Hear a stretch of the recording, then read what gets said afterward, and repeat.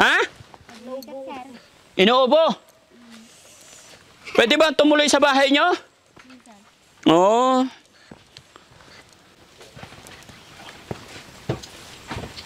Dito kayo nakatira? Hindi kayo natatakot pag baka malaglag yung mga anak mo dito? Hindi naman. Pero buti walang nalaglag dyan. Wala? Mag-iingat kayo, ha? Oo, sir. Nakakatakot eh. No? Pero nililinis nyo rin naman dyan. Galing, no? Pero mag-iingat kayo mga kababayan. Tignan nyo yung tirahan nila. Dito sila sa gilid ng... No, ang lalim dun sa pababa eh. Pero alam ko napapasok nyo yung mga yan, no? Pupunta kayo dyan? Oo, sir. Wala mga ahas dyan? Wala, sir. Wala. Hindi, nakakatakot dyan eh. No? Bayawak. Marami. Oo, sir. Meron. Yan, sir. Di yan, marami bayawak. Pero sa atin, mga hindi sanay, natatakot tayo. Pero sila, sanay na sila mga kababayan. Diyan nga sila naghahabulan eh, di ba? Try nga natin, Jesse. Hindi ko kaya yan, Dad. Ha? Hindi ko kaya yan. Kaya nila eh. Laki-laki mo eh. Baka di ako makauwi ng walang pasa. Halika, halika. Itulak kita doon. No? Nakakatakot. Tingnan nyo yung saingan nila. Dito lang. Oo, sir. Dito lang. Oo, sir. No? Ang galing. Pero nakakabilib, oh. Tabla. Good lumber. No? Samantalang sa atin, hindi tayo basta-basta makapag-provide ng mga ganito. Sila, good lumber talaga. No? Ayan, isa ring kapatid natin na ita, may ubo. Inuubo si ate. Sir? Inaubo ka po. Yan, sir. Kailan pa yung ubo mo? Ada masurok na makabulan nan, sir. Mahigit 1 buwan na. Yan, sir. Hindi ka nagpa-check up. Aman, sir. Ha? Aman, sir. Wala. Aman, sir. Meron. Nagpa-check up na. Ano sabi ng doktor? Nagtupay lang no, bigat di parnot no, bigat, sir. Hindi ka marunong magtagalog, te. Hindi, sir. Hindi. May gamot ka naman. Dito lang, sir, tindakan na kagas ko, sir. Anyata. Isu tumtumarit ka no, pero. Amoxicillin. Okay ba to? Para sa ubo? Asawa mo nagbibilad ng mais. Yun, sir. Yun ang trabaho niya. Oo, sir. Tapos ikaw, dito sa bahay. Dito kayo natutulog? Yun, sir. Paano pag umulan? Di ba kayo mababasa dito? Aman, sir. Hindi naman. Amamit lang, sir. Kasi butas-butas mga kababayan. No? Pero matibay. Maganda dito, Mara. Ano pa na estimar namin, sir? Ha? Pero matagal na kayo nakatira dito. Oo, sir. Ito lang yung kusina nyo. Oo, sir.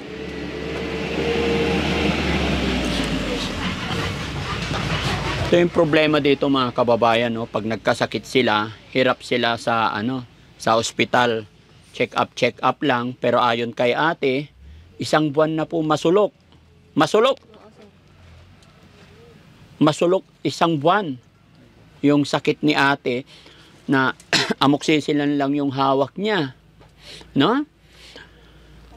Ikaw ate, ilang taon ka na? Ha? Ilang taon na yung anak mo? 9 na dayton, sir. 9 na. Ito, Talunan, sir. siya yung bunso. Mabuti, 3 lang. Pero bata pa, ilang taon?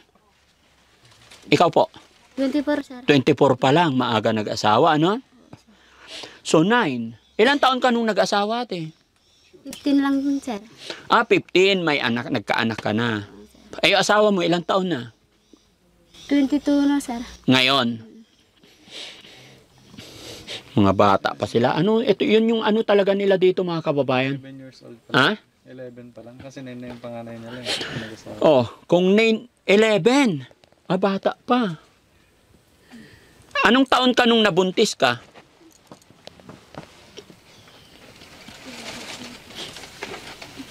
Sa di, sir. 15 years old ka nung nagkaroon. Pero ilang taon ka? 24? 24, di nakasabi. Sir. Pero siya, 9. 15, Tama. 10 na siya? Dami namin DJ record na DJ hospital. Ay, eskwela, sir. Ilang taon siya sa record na eskwela? 9. 8. 8. Yes, lumakan ng 9 nga. Anong grade na po ba siya? Grade 1 na, sir. Oh, grade 1. Tapos 9. 9 minus 24? Ha? O, tama yung sinabi niya. 15 siya nanganak. Tama naman yung nanay. So, yun mga kababayan, pasensya na po, inuusisa at wag ho sana kayong magtaka talagang ganun po talaga dito. Hirap talaga. Ito yung pinakapangunahing number 1 na mahirap sa mga kapatid nating Aita, lalo na rito sa laylayan, sa bundok. Malayo sila sa lahat. Hospital, malayo sila sa palengke, malayo sila sa paaralan. Kaya hirap po silang kausapin. Ultimo mga bata, takot po sila. Kumbaga, pag hindi nakadikit sa mga magulang, hindi mo halos makakausap, no? Pati si nanay, hindi niya halos alam yung edad ng kanyang anak. Ate, wag mong mamasamay na pag-aral ka rin. Hindi na. Hindi, ikaw po. Grade 1 lang din. Grade 1 lang. Nasaan ang magulang mo po? Dadadalo yun, sir. Nasa taas. Tatay mo? Natayan, sir. Ay, namatay na po. Ilang taon nung namatay ang tatay mo? Damay sa tawinan, sir. Natayan. Hindi, ilang taon yung tatay mo nung namatay siya?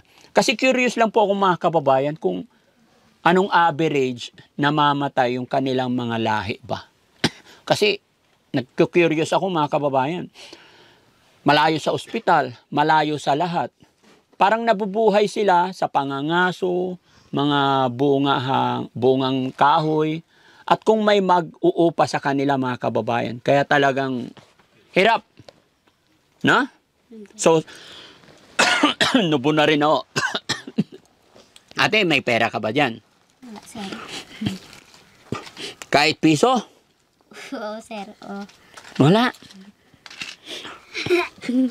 Paano yan? Paano ka magkakapera? Ay, ano to? Nganga. Oo, sir. Nagnganganga rin ikaw. Oo, sir. Paano yan? Kailan ka magkakaroon ng pera? Sir? Kailan ka magkakaroon ng pera pag dumating yung asawa? Oo, sir. Magkano ang iuuwiing pera ng asawa mo? 350 lang, sir. 350. So, yun ang ibabudget mo naman dito. Oo, sir. Bili ng bigas. At sa kape, bagoong at asin. Bibili ka ng bagoong asin, kape. Oo, sir. Amin na mausad na ulit di ba yun, sir? Lahat ng mausar. Pero ngayon, anong ulam nyo ngayong tanghalian? Kasarayawan, sir. Ha? Kasarayawan ka. Siraawan. Awanti sira tayo. Ay, paanong ulam nyo? Anong uulamin nyo ngayon kung wala? Kasi dadala ta bagoong kada asinin, sir, mo. Bagoong tsaka asin na lang ulamin. Okay lang ba ng ganon? Win, sir. Sulat lang ito. Kanindan ba? Uulamin ng dalawa, yun na. Ikaw, ano ulamin mo? Kastamit lang ka na, sir. Kastamit lang. Ay, yun na rin yun. Bagoong na rin. Masida. Walang ulam. Lagi bang ganon? Walang ulam? Damit na, sir, no. Mapangkabirog di taban tayo, ba? Sabi niya, meron pag may pera. Gulay. Gulay. Yun, sir. Gaano nga ba kahirap ang buhay dito, ate? Sir? Gaano kahirap yung buhay dito? Gusto lang, sir. Ano hirap ka na? Madalas ganon, madalas lang. Paano pag bagyo, hindi makapagtrabaho yung asawa mo? Sir, ano ba? Wala. Yun, sir. Nung bagyo, sir, yung kami, Jay, barihol, no ka, sir. Pupunta kayo ng Barrio Hall. Pagkatapos ng bagyo, balik kayo dito. Saan kayo kumukuha ng tubig ninyo? Diyan sa baba, sir. Sa ilog. Hakutin papunta rito. Yun, sir. Okay. Si ate, magpa-check up ka ulit, ha? Kasi kung isang buwan na yung ubo, mahirap. No? Yun, sir. Ano ba nararamdaman mo? Ubo lang. Ubo lang, sir. Wala ba kayong iniinom na mga herbal? Kasi alam ko yung mga kagaya ninyo, marami silang herbal na alam eh. Wala, sir. Wala? Yung lang tubig pa, sir. Kahapon may pera naman. Mm. Bigas, may bigas pa kayo? Ito lang, sir. Bagas na eh. Tingin. Ay, meron pa naman mga... Ginatang idi ko, sir. Ilang kilo binili mo? Lasalop lang, sir. 2 kilo. Magkano per kilo bili nyo ngayon? Pasara 80, sir. 80 pesos? Dada sa gasot no ka. Dita paggatangan. Sa nagasot, 2 kilo. Oo, 50 pesos per kilo. Huh? Sige, bibigyan kita ng ano ate. Pera mo ha, para may pambili ka ng ano, pambili ka ng gamot. Mga kababayan, kasi lahat ng bahay na mapupuntahan namin dito, talagang hinahati-hati ko yung bigay natin pera para lahat sila mabahagian. Lahat po sila mga kababayan ay talagang napakahirap ang buhay. Kaya yun, kinukumusta lang natin, inaalam-alam natin yung mga sitwasyon, kalagayan nila. Pero alam kong alam nyo yung kalagayan nila, pare-parehas talaga. Dahil ang asa-asawa lang nila, yun yung routine ng buhay nila. Tradisyon nila mga kababayan. Pag sila nag-asawa, ang babae talagang nasa bahay lang, mag-aalaga ng anak. At si tatay po ang maghahanap buhay. Although masisipag din sila mga kababayan, kaya lang ang problema talaga, kulang sa kaalaman. Kaya hirap makabangon, no? Dahil malayo sa school. Pero sana magkaroon ng programa na maturuan sila sa pag-aaral para maging mabuksan yung kaalaman para maging maayos sana ang buhay. Pero eto ang layunin ng Daddy Frankie sa ngayon mga kababayan, ayong maabutan man lang sila ng kaunting tulong, mabawasan yung hirap na kanilang dinaranas. Ate, marunong ka na magbilang ng pera? Okay, so bilangin natin. 1. Bilangin mo. 2. Ilan na yan? 1.5 pa lang, sir. 1.5 lang. Okay. 2,000, sir. Ilan na? 2.5. Okay. 3,000. Ilan na? 4 sa dito, sir. Ha? 4, sir. 4.